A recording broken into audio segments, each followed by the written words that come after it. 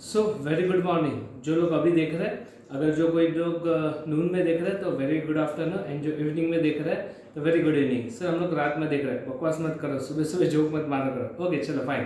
अच्छा by the way, previous session में अभी तक के किसी ने कुछ क्वेरीज रेज नहीं किए। आई होप सो सब इजी गोइंग ही रहा है अभी तक के, एंड आगे भी आई प्रॉमिस कि इजी गोइंग ही रहेगा। अच्छा, प्रीवियस सेशन में हम लोगों ने जो कॉन्सेप्ट कवर अप किए थे, अभी तक के जो चैप्टर की मैं बात कर रहा हूँ, चैप्टर नंबर 1 की बात कर रहा हूँ। Chapter number 1 it is with regard to automated business process. Automated business process में हम लोग पहले बेसिक कॉन्सेप्ट के ऊपर गए थे, इंट्रोडक्शन, जिसमें 2 पैरास कवर अप किए थे। उसके बाद कौन कौन से प्रोसेस होते हैं यूजुअली, तो उसके कैटेगरीज हम लोगों ने देखे थे। और कैटेगरीज ऑपरेशन था, एक तो बिजनेस था और एक मैनेजमेंट रिलेटेड था। ठीक है, इसी में आगे गए थे तो हम लोग वहाँ पे ऑटोमेटेड बिजनेस प्रोसेस ये कॉन्सेप्ट पढ़े थे। उसी के ऊपर बेस्ड 2 से 3 क्वेश्चन कवर अप किए थे। फिर चैप्टर में जैसे आप आगे मूव ऑन करोगे तो बात शुरू हो जाती है रिस्क एंड रिलेटेड कंट्रोल। तो रिस्क वाला पार्ट भी हमारा ओवर एंड आउट, ये एक पर्टिकुलर पार्ट हो गया ये चैप्टर का। एंड आगे जब हम बात कर रहे थे कंट्रोल्स की, तो आई होप सो कंट्रोल्स भी कंप्लीट कर चुके थे। ऊपर देखो, तुम्हें थोड़ा सा रिकॉल कर देता हूँ 2 मिनट में शॉर्ट में।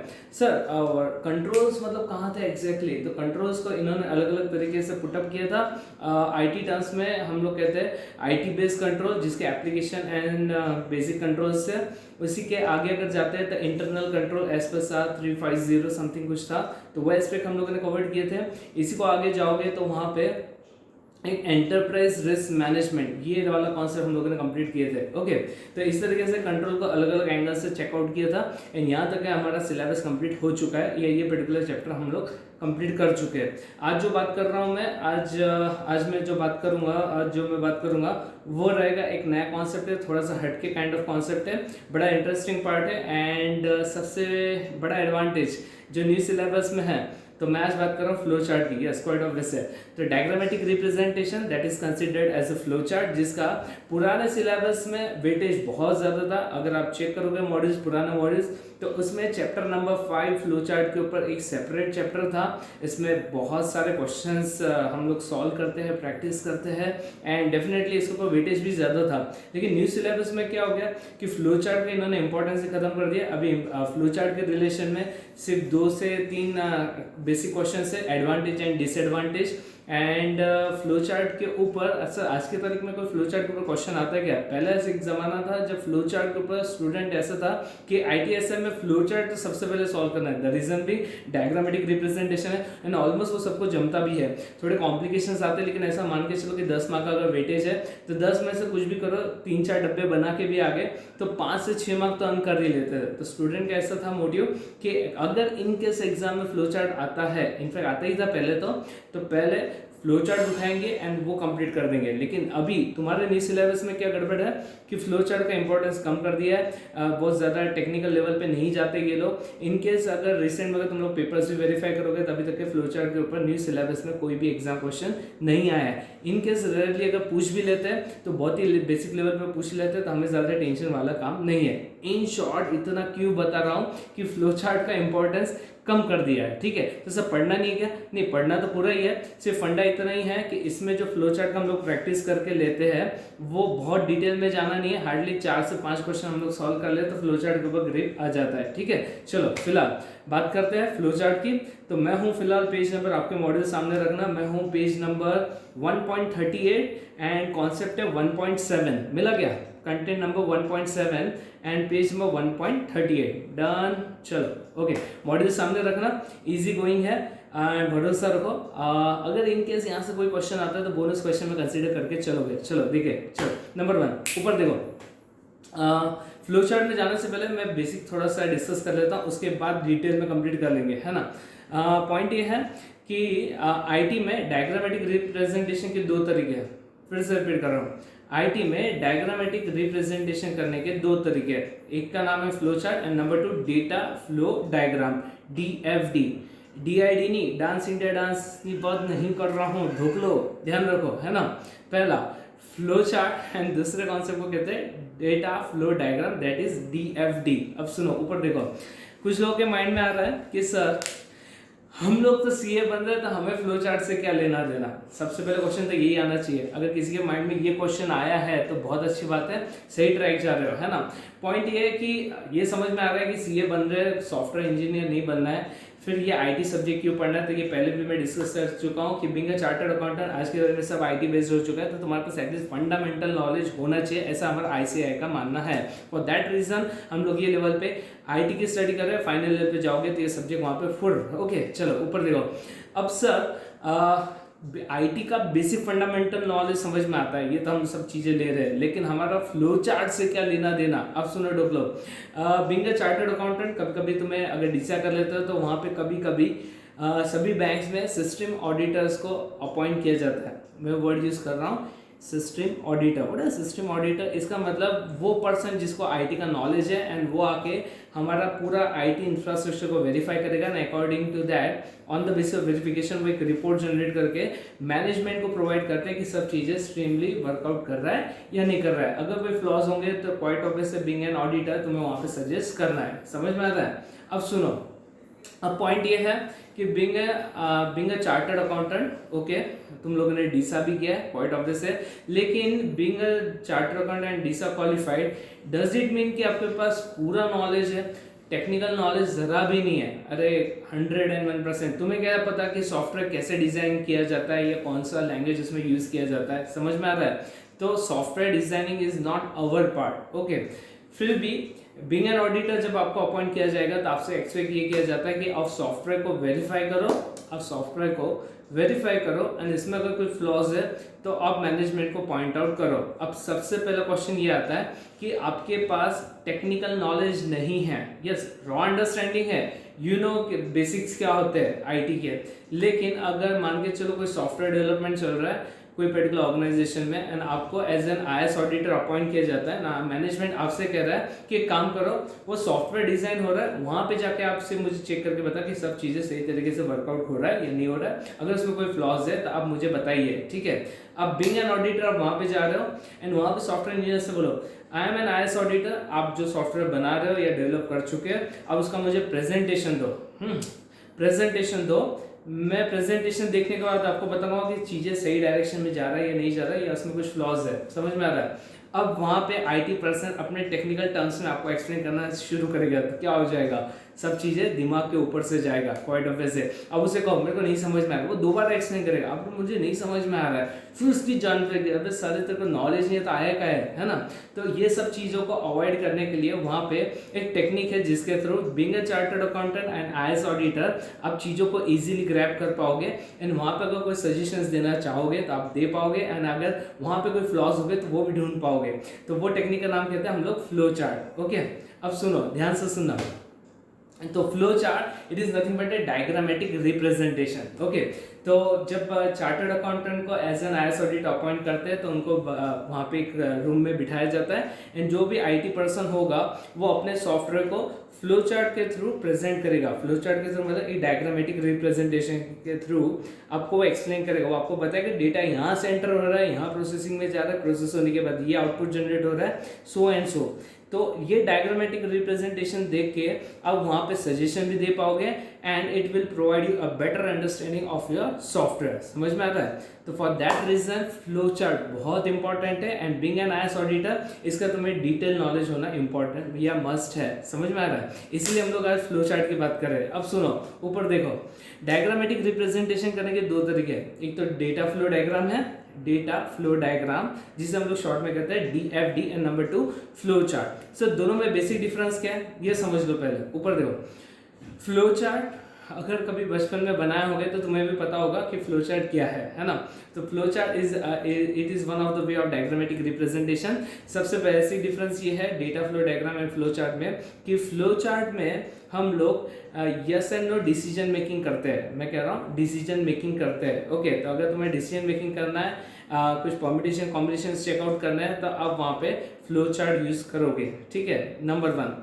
Number 2, as compare to data flow diagram, एक मिनट, पहला ये था डिफरेंस कि फ्लो चार्ट में आप डिसीजन मेकिंग चेक करोगे जबकि डेटा फ्लो डायग्राम में ऐसा कोई डिसीजन मेकिंग चेकआउट नहीं होता है। ठीक है, नंबर 2, फ्लो चार्ट में बहुत सारे सिंबल्स यूज में आते हैं, इसके अगेंस्ट में डेटा फ्लो डायग्राम में सिर्फ 4 सिंबल्स यूज में आते हैं। ठीक है सर, आपने ये तो बताया कि flow chart it is use for decision making, yes और नो। ठीक है, लेकिन डेटा फ्लो डायग्राम क्या पर्पस के लिए यूज होता है? तो data flow diagram is use for the purpose of presentation of flow of data with in a system. फिर से रिपीट कर रहा हूँ, data flow diagram is used to represent the flow of data within the system or a process। ठीक है, तो अगर तुम्हें ये देखना है कि डेटा कहाँ से एंटर होके किस तरफ कौन से डायरेक्शन में मूव ऑन कर रहा है, तो ये समझने के लिए आपको डेटा फ्लो डायग्राम ही लगेगा। समझ में आ रहा है? लेकिन अगर आपको डिसीजन मेकिंग चेकआउट करना है तो उसके लिए आपको फ्लो चार्ट की तरफ जाना पड़ेगा, जहाँ पे डिसीजन मेकिंग भी आप चेकआउट कर सकते हो। क्लियर है यहाँ पे? तो इसका मतलब सर, अगर मुझे कोई पर्टिकुलर सिस्टम का फ्लो चेक करना है, डेटा का फ्लो चेक करना है, तो मैं वहाँ पे डेटा फ्लो डायग्राम ही डिमांड करूंगा। लेकिन अगर कोई सिस्टम का मुझे लूपहोल्स चेक करना है, उसके यस एंड नोस चेक करना है, तो उसके लिए आपको फ्लो चार्ट ही चेकआउट करना पड़ेगा। ठीक है, क्लियर है? कॉन्सेप्ट क्लियर है? ओके, चलो अब मैं आगे बढ़ रहा हूँ। तो एक बात तो क्लियर होगी कि flow chart and data flow diagram में डिफरेंस क्या है। फ्लो चार्ट में बहुत सारे सिंबल्स यूज होते हैं, इसके अगेंस्ट में डेटा फ्लो डायग्राम में सिर्फ 4 ही सिंबल यूज में आते हैं। सो फ्लो चार्ट बहुत ज्यादा कॉम्प्लिकेटेड है, yes, and data flow diagram as compare to flow chart बहुत सिंपल होता है। ठीक है, तो ये 2 बेसिक डिफरेंस याद रखना। अब मैं कॉन्सेप्ट में जा रहा हूँ, जितना पढ़ा रहा हूँ उतना ही फोकस करना, ज्यादा यहाँ दिमाग लगाना मत। ठीक है, क्लियर है? अच्छा, एक और डिक्लेरेशन कि अभी मैं सिर्फ फ्लो चार्ट के बेसिक क्वेश्चंस कंप्लीट कर रहा हूँ। मतलब बेसिक क्वेश्चन मतलब उसका क्या कहते हैं, advantages and disadvantage and basic description ले रहा हूँ। सो फ्लो चार्ट कब पढ़ेंगे? एक्चुअल में फ्लो चार्ट जब ये सिलेबस कंप्लीट हो जाएगा, जब सही प्रॉपर टाइम होगा, एट दैट टाइम में आपका फ्लो चार्ट का अलग से सेशन लूंगा। अभी यहाँ पे कोई ऐसा सेशन में कंडक्ट नहीं कर रहा हूँ। तो फ्लो चार्ट का हमारा एक सेपरेट सेशन होगा, जिसमें हम लोग फ्लो चार्ट को डिटेल में पढ़ेंगे, ड्रॉ करेंगे, बहुत सारे एग्जांपल्स लेंगे, एग्जाम रिलेटेड क्वेश्चंस पढ़ेंगे, ये सब चीज़ होगा। लेकिन अभी फिलहाल मैं डिस्क्रिप्टिव क्वेश्चन के ऊपर ही फोकस कर रहा हूँ। चलो शुरू कर दे। तो फिलहाल तुम लोग आ जाओ पेज नंबर, हाय पेज नंबर 1.38 सामने रखो module, page number 1.38, concept number 1.7, diagrammatic representation of business processes. अब सुनो, जो भी बिजनेस प्रोसेस, हम ऑटोमेटेड बिजनेस प्रोसेस पढ़ रहे हैं, तो जितने भी बिजनेस रिलेटेड प्रोसेस है उसका diagrammatic representation is considered in the flow chart और डेटा फ्लो डायग्राम। अब देखो पहला concept, introduction to flow chart, मिला ढूंढ लो। चलो देखो, flowchart are used in designing and documenting simple process of program. Like other types of diagrams, they helps visualize what is going on and thereby helps to understand the process and perhaps also find flaws, bottlenecks and other less obvious feature within it. Bracket complete कर देना। Done? Simple है? Simple है? Yes, okay, यहाँ पे bracket complete करना। अच्छा, ऊपर देखो, मुझे बोलो जब घर कंस्ट्रक्ट करते हो, कोई बिल्डिंग कंस्ट्रक्ट होता है, तो पहले ब्लूप्रिंट बनता है या बाद में ब्लूप्रिंट बनेगा? यस, क्वाइट ऑब्वियस है कि पहले आर्किटेक्ट के पास जाके आप एक मैप ड्रॉ आउट करोगे 2 BHK 3 BHK, एंड वो मैप को सैंक्शन होने के बाद ही आप वहाँ पे कंस्ट्रक्शन स्टार्ट करते हो। तो सेम कॉन्सेप्ट यहाँ पे भी अप्लाई होगा।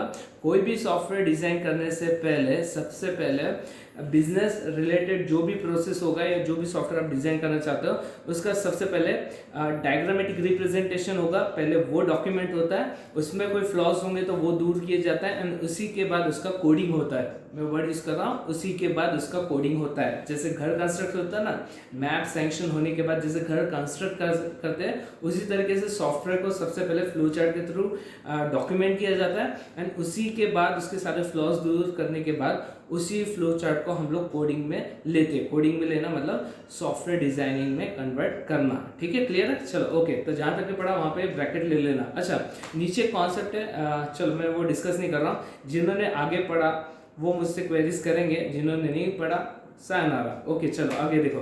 तो अगले पेज पे जाओगे तो वहां पे कुछ फ्लो चार्टिंग सिंबल्स है, मिला गया। मैं पेज नंबर 1.39 की बात कर रहा हूँ, है ना। तो वो फ्लो चार्टिंग सिंबल्स है, वो सिंबल्स को अभी सिर्फ देख के छोड़ देना, क्योंकि हम लोग फ्लो चार्ट का अलग से सेशन करेंगे। एट दैट टाइम हम लोग डिटेल में गो थ्रू करेंगे। तो फिलहाल आगे बढ़ते हैं, हम लोग जा रहे हैं सीधा सीधा सीधा सीधा सीधा। आप जाओगे पेज नंबर 1.41, वहां पे एडवांटेजेस एंड डिसएडवांटेज है, ढूंढ लो, मिला गया। Advantages and disadvantages. Okay, advantages बहुत इजी है, मैं इसका निमोनिक प्रोवाइड कर दूंगा, एंड उसी के नीचे डिसएडवांटेज भी है। तो एडवांटेज कितने हैं? 7 to 8 कितने हैं? पहली बार लाइफ में इन्होंने नंबरिंग करके प्रोवाइड किया है, अदरवाइज हमें नंबरिंग करने पड़ते हैं। चलो वेरी गुड, है ना।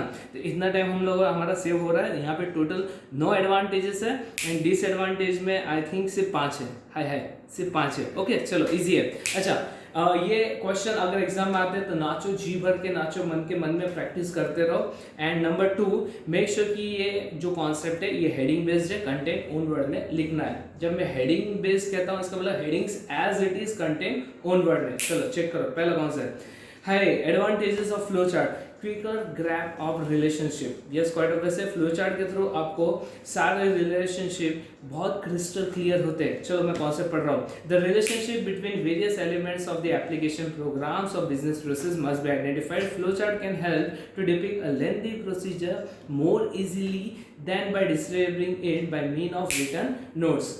ऊपर देखो, अगर मैं तुम्हें डिस्क्रिप्टिव पैटर्न में सब चीजें एक्सप्लेन करूंगा तो कुछ पल्ले नहीं पड़ेगा, लेकिन हाँ अगर फ्लो चार्ट के थ्रू एक्सप्लेन करूंगा तो फट से पल्ले पड़ेगा। तो ये इसका सबसे बड़ा एडवांटेज है, that it helps in understanding the relationship between the events. Okay number 1। Number 2, effective analysis. ये क्वाइट ऑब्वियस है, फ्लो चार्ट के थ्रू आप बहुत ज्यादा इफेक्टिव एनालिसिस कर पाओगे। देखो इसमें लिखा है, the flow chart becomes a blueprint of a system that can be broken down into detail parts for study. Problems may be identified and new approaches may be suggested by the flow chart. Clear यहाँ पे? Okay अब मैं detail में नहीं जा रहा हूँ, बहुत बेसिक है कॉन्सेप्ट, मैं रफली एक्सप्लेन कर रहा हूँ, आप कंटेंट में कंटेंट पढ़ लेना, ठीक है। 2, तीसरा है आपका कम्युनिकेशन। कम्युनिकेशन क्लियर होगा या ब्रेकअप होगा? अरे it helps in clear communication. चलो चेक करो, flow chart aids in communicating the facts of a business problem to those who skills are needed for arriving at the solution. अब यहाँ पे कह रहा है कि बीइंग अ चार्टर्ड अकाउंटेंट जब आप आईएएस ऑडिटर बन के जाओगे तो आपके पास आईटी का ज्यादा डिटेल में नॉलेज नहीं है, तो सामने वाला पर्सन क्या करेगा, आपको फ्लो चार्ट के थ्रू इजीली कम्युनिकेट करेगा, ठीक है। चलो ओके, कितने पॉइंट्स होते हैं? 3। 14, डॉक्यूमेंटेशन। यस क्वाइट ऑब्वियस है, ये बिजनेस प्रोसेस को डॉक्यूमेंट करने में हेल्प आउट करेगा एंड इन केस ये डॉक्यूमेंटेशन आपको फ्यूचर में भी बहुत काम आएगा। मान के चलो आईटी पर्सन की टीम में 5 से 6 लोग काम पे थे, इसमें से 2-3 स्टाफ के मेंबर्स चले जाते हैं, ठीक है, जॉब छोड़ के चले जाते हैं, तो क्वाइट ऑब्वियस है उनके रिप्लेसमेंट में जो 2 नए लोग आएंगे, अगर ये फ्लो चार्ट दिखेंगे तो इनको फट से समझ में आएगा कि ये चीजें किस तरीके से डेवलप करना है एंड कहाँ तक के डेवलपमेंट प्रोसेस हो चुका है। ये documentation for future purpose very important है, ये एक अनदर एडवांटेज है। इसके नीचे अगर आप जाओगे तो वो हो जाएगा डॉक्यूमेंटेशन, इसके बाद एफिशिएंट कोडिंग। कुछ लोग पूछ रहे सर कोडिंग क्या होता है? कोडिंग क्या होता है? कोडिंग क्या होता है? देखो ऊपर देखो, flow chart is quite obvious is based on logic, मतलब आपका जो लॉजिक कहता है उसी के बेसिस पे आप फ्लो चार्ट ड्रॉ करोगे, आप बताओगे डायग्रामेटिक रिप्रेजेंटेशन के थ्रू कि यहाँ पे हमारा सिस्टम किस तरीके से काम करेगा। तो फ्लो चार्ट में सिर्फ लॉजिक होता है, ठीक है। इसी लॉजिक को हमें at the time of software designing इसे प्रोग्रामिंग लैंग्वेज में कन्वर्ट करना होता है। तो जो लॉजिक को हम लोग प्रोग्रामिंग लैंग्वेज में कन्वर्ट करते हैं that is considered as coding. मैं फिर से रिपीट कर रहा हूँ, लॉजिक को प्रोग्रामिंग लैंग्वेज में कन्वर्ट करना that is considered as a coding. अगर कोडिंग सही होगा तो सॉफ्टवेयर भी सही तरीके से काम करेगा, अदरवाइज वहां पे एरर मैसेज आएगा, that is considered as a coding. तो इनका कहना है कि फ्लो चार्ट के बेसिस पे आप एफिशिएंट कोडिंग कर पाओगे। इसके नीचे नेक्स्ट पॉइंट, प्रोग्राम डीबगिंग। ऊपर देखो, डीबगिंग मतलब खड्डा खोदना नहीं है ना। डीबगिंग का मतलब ये है कि जब मैं क्या कहते हैं, जब मैं कोई लॉजिक को प्रोग्रामिंग लैंग्वेज में कन्वर्ट कर देता हूँ, मतलब सॉफ्टवेयर बनाने के लिए कोई ना कोई लैंग्वेज यूज करना पड़ेगा, C++, जावा। तो आप मान के चलो जावा के थ्रू कोडिंग कर रहे हो, तो कोडिंग कंप्लीट करने के बाद आपको अभी ये चेक करना है कि ये कोडिंग सही तरीके से काम करेगा या नहीं करेगा। तो एक सॉफ्टवेयर होता है that is considered as a compiler. तो कंपाइलर में आपको ये कोडिंग को पास करना है। अगर मान के चलो सब चीजें सही होगा तो लास्ट में आपका कोडिंग जनरेट हो जाएगा। लेकिन अगर मान के चलो यहाँ पे कोडिंग में कुछ इश्यूज होंगे तो कंपाइलर क्या करेगा, एक एरर रिपोर्ट जनरेट करेगा एंड वो बताएगा कि कहाँ पे एरर है। फिर वहाँ पे जाके आप ठीक करो एंड फिर से कोडिंग को कंपाइलर में पास करो। अगर सब चीज़ें ठीक रहा तो वहाँ पे क्लीन कंपाइलेशन होगा। इसका मतलब आपका सॉफ्टवेयर वर्किंग करने के लिए तैयार है। समझ में आ रहा है? तो that is considered as a program debugging. ऊपर देखो, एक्सेल में कुछ लोगों ने फॉर्मूलाज बनाए होंगे, तो कैसे बनाते हो, इक्वल टू सम, फिर ब्रैकेट में कुछ लिखते हो। तो वो जो लॉजिक आपने डिफाइन किया है अगर वो सही होगा तो आपका फॉर्मूला वर्क करेगा, अदरवाइज क्या हो जाता है, वहाँ पे एक अलग से सिग्नल आता है दैट शोज कि वहाँ पे कोडिंग एरर है, मतलब फॉर्मूला में कुछ तो ग्रामेटिकल मिस्टेक्स है, ठीक है। तो ये जो होता है ना that is considered as a program debugging, ठीक है। Program debugging in short coding में एरर फाइंड आउट करने की प्रोसेस को कहा जाता है। मैं फिर से रिपीट कर रहा हूँ, प्रोग्राम डीबगिंग मतलब जो कोडिंग है उसमें एरर्स आइडेंटिफाई करने की जो प्रोसेस है उसे कहते हैं प्रोग्राम डीबगिंग, ओके। तो यहाँ पे फ्लो चार्ट में आपको ये हेल्प करेगा कि अगर फ्लो चार्ट आप ध्यान से देखोगे तो अगर कहीं एरर्स हो गए तो आप इजीली आइडेंटिफाई कर पाओगे, that is considered as a program debugging. चलो आपके इसमें क्या लिखा है देखें एक बार, है ना। Flowchart serve as an important tool during program debugging. They help in detecting and locating and removing mistakes. Clear है? Okay, चलो fine, आगे बढ़ते हैं। Efficient program maintenance. Yes, quite obvious है। इन केस फ्यूचर में सॉफ्टवेयर में कोई issues आ जाते हैं तो आप फ्लो चार्ट को देख के वो एरर को भी सॉर्ट आउट कर पाओगे, इससे आपका प्रोग्राम मेंटेन रहेगा, ठीक है। इसके बाद identifying responsibilities. Yes, flow chart में किसके क्या रिस्पॉन्सिबिलिटीज है ये भी क्लियरली डिफाइंड होते हैं, तो ये आपको चेकआउट करने में हेल्प आउट करेगा। आगे establish control. Yes, flow chart में आप ये देख पाओगे कि कौन से इंपॉर्टेंट जंक्शन पे आपको कंट्रोल एस्टेब्लिश करना है, ठीक है। तो एक एडवांटेज है। इसके आगे बस ये हो गया, तो ओवरऑल कितने पॉइंट्स हो रहे हैं? 9 पॉइंट्स हो रहे हैं, ठीक है। 9 पॉइंट्स आर देयर। इसका निमोनिक मैं आपको प्रोवाइड करता हूँ, मुझे सिर्फ कुछ सेकंड्स दो, ठीक है। तब तक के एक बार गो थ्रू कर लो, मैं आपको निमोनिक प्रोवाइड कर रहा हूँ। यस, कितने पॉइंट्स हो रहे हैं? टोटल 9 पॉइंट्स, है ना। हाय सर, कब तक के पुराने मॉडल में से पढ़ाओगे? ओल्ड इज गोल्ड पहले भी कहा है ना। मॉडल पुराना हो या नया हो फर्क क्या पड़ता है, नोट्स इंपॉर्टेंट है। ओके चलो देखें इसका निमोनिक। निमोनिक एडवांटेज है, एडवांटेज ऑफ व्हाट रे? Flow chart. इसका mnemonic C C C for cat, capital में लिख देना सी, आगे आई क्यू, आई कैपिटल में एंड क्यू कैपिटल में, C I Q of deep, deep D E E E E E और आगे पी, है ना। हाय डीप ऐसा है वो, है ना। तो ये मेरा निमोनिक नहीं है, ये प्रीवियस बैच का निमोनिक है। जो भी है, अगर आपको लगता है कि नहीं यार ये तो बकवास है तो फिर एक मिनट निमोनिक रिपीट कर दो क्या? C I Q of deep, deep एकदम डीप, ओके। तो सर ये निमोनिक कैसे आ रहा है? C for what? C for communication आ रहा है क्या? I for I for I for I for I for identifying responsibilities, last second point, है ना।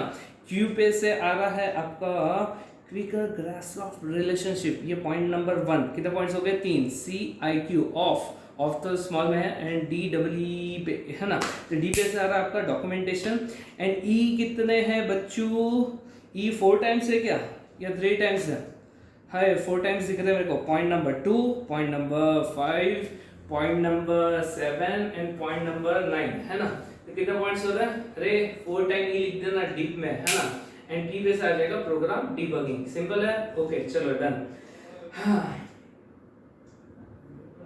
सर नहीं पढ़ रहा, कुछ लोगों को निमोनिक नहीं पढ़ रहा, एक काम करो और एक निमोनिक ले लो। और एक निमोनिक है आइडिया, कैपिटल में लिखना IDEA, आइडिया।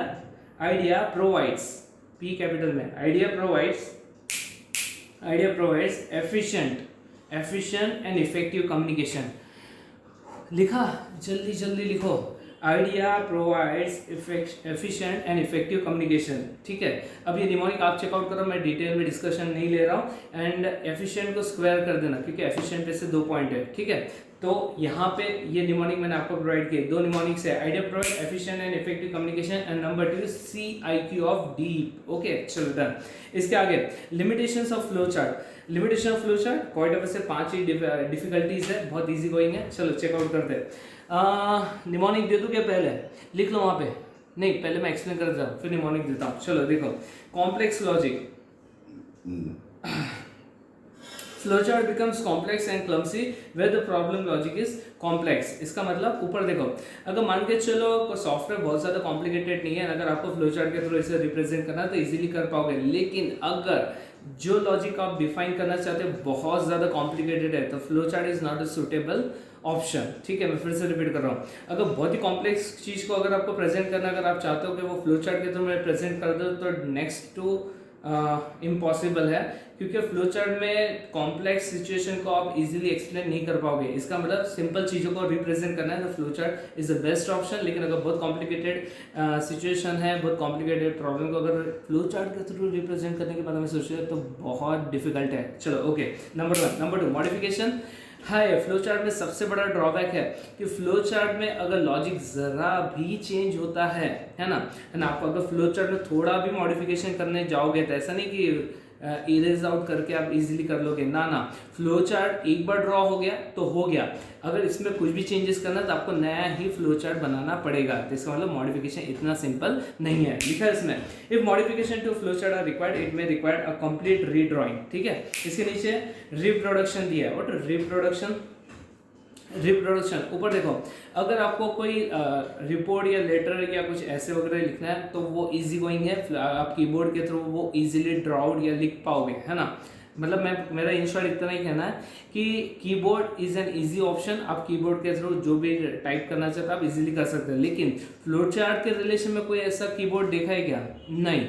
इसका मतलब फ्लो चार्ट में जो सिंबल्स है, दो symbols are difficult to draw out, है ना, and it is a time consuming process. तो वो यही बोल रहे हैं कि रिप्रोडक्शन इतना इजी नहीं है। लिखा है इसमें, reproduction of flowchart is often a problem because the symbols used in flowchart cannot be typed. Clear है? Okay, चलो अगला, अरे easy है, last second, link between conditions and action, है ना।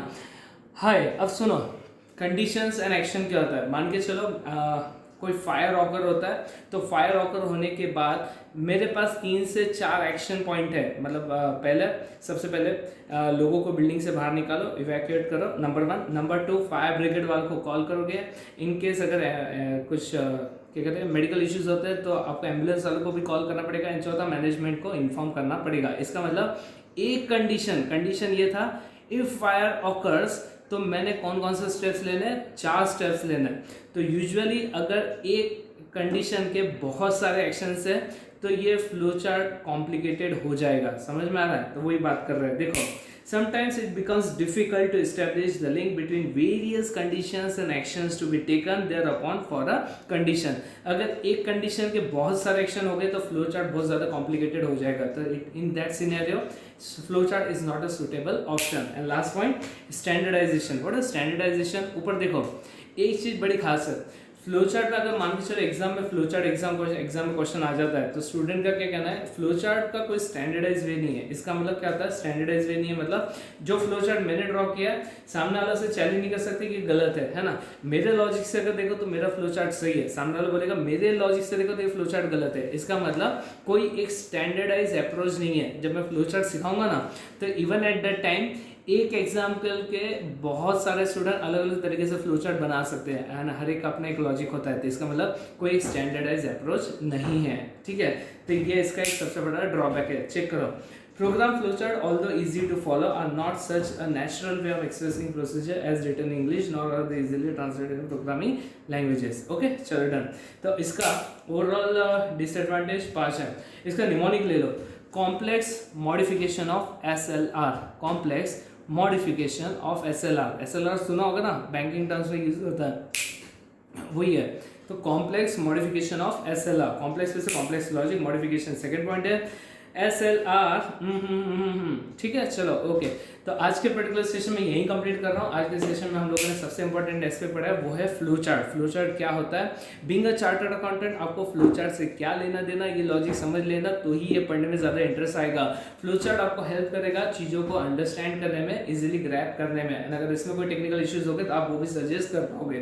तो फ्लो चार्ट के ऊपर 2 ही बेसिक एग्जाम में क्वेश्चन आते हैं, एक advantages and disadvantage. Flow chart का एक सेपरेट सेशन होगा, डोंट वरी, उसमें हम बहुत सारे एग्जाम क्वेश्चन भी सॉल्व करेंगे एंड एडिशनल क्वेश्चंस भी मैं आपको प्रोवाइड करूंगा। ठीक है, चलो आज के लिए बस इतना ही। यहाँ तक फटाफट पढ़ लो, अगले सेशन में फिर से मुलाकात होगी। तब तक के लिए sayonara and have a great day. Bye bye.